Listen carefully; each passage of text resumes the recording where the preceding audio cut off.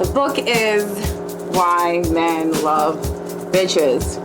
All right. This book came out a while ago, but a lot of things have happened and it's brought me back to this book. I think I've read it like 2 or 3 times. This is a review, all right? I just want to go over some main points and kind of like, for me buying this, maybe in 2012 and, you know, maybe applying it or not applying it and where I'm at in 2015 with this book. Question, do men love bitches? First of all, even if they did, no one would admit to that. It's just like saying, do women love assholes? Ask any woman, even if her husband is the biggest ass ever, ask her if she loves assholes. She'll be like, no. I only like good men that treat me well. All right? That's what I have to say about that. But, you know, anyone that's read the book would know that that's kind of like not what this is about being, you know, a self-serving or an egocentric or deceiving woman. That's not what she's promoting at all. It's more so about, she calls it a babe in control of herself. Just like a woman who, and I don't even like the word independent because for whatever reason that has a negative connotation. But more so, just a woman who is not a slave or a servant or a puppy anytime she falls in love. Like she says, don't lose your mind just because, you know, you're in love. Okay, so why did I buy this book in the first place? I had a very interesting experience in college where it had never happened to me before. I had never been like kind of like crazy in love, and it wasn't really love. It was more so infatuation, but I was like 19 years old, so it felt like love. And I remember doing a lot of things that I don't normally do, and I feel like I lost myself a lot in this sort of non-quasi relationship. And it was weird, and of course I'm over it now. But I think that was kind of like when I bought this, and I revisited it years later. And now that I have a better understanding of kind of like relationships, not a great understanding, but better than when I was 19. I have some things I want to share, and I wanted to compare notes with Sherry. I wanted to compare some notes with her. Can I do that? Okay. So that's why I bought it. There are a lot of different chapters here. I want to read just the chapter titles. Number 1, From Doormat to Dream Girl. Why Men Prefer Bitches. The Candy Store.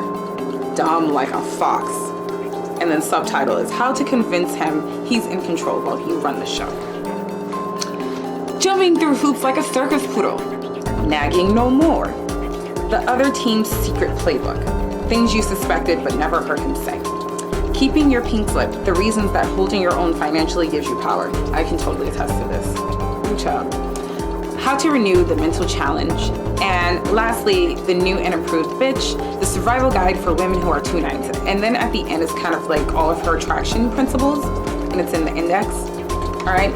So yeah, I kind of made some notes on this. I want to look at page 155, and from my 19-year-old self to now, let's kind of go over it.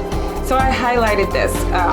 If a woman is uncomfortable or bothered, he should be able to feel it without her saying a word.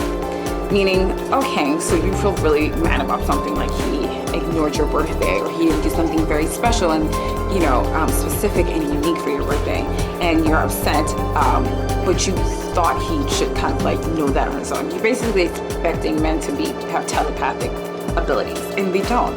And I've noticed that women do this a lot, and I've even done it a lot. And it's you need to communicate whatever it is that you feel or whatever it is that you want. You don't have to communicate it disrespectfully, but you can just say, you know, whatever it is you're trying to get across. And that's something I 100% agree on with her. If you do not ask, you shall not receive. Okay? You will not receive. All right.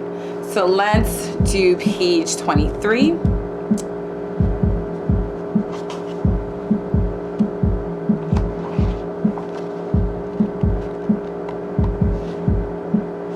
All right, so attraction principle 22. I don't know if I'm allowed to show this, but okay.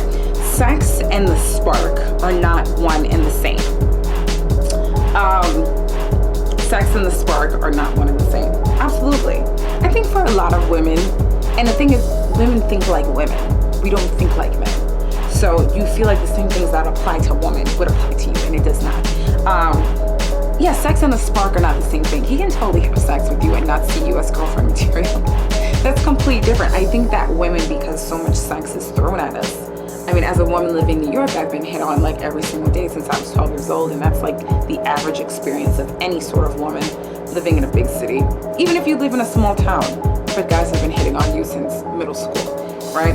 So sex is so available to us. It's cheap. It's like table salt. It has absolutely no value on its own. The only time it has value is when it's with a guy that we really like, or are attracted to, or whatever it may be, or his personality attractive. So for us, the spark and the sex go together, but you have to understand for him, it totally does not. And I don't care how old you are, this is something that you totally need to know. This is 100% true. I 100% agree with her on that. And I'll get to some of the things I don't agree with. Like right here.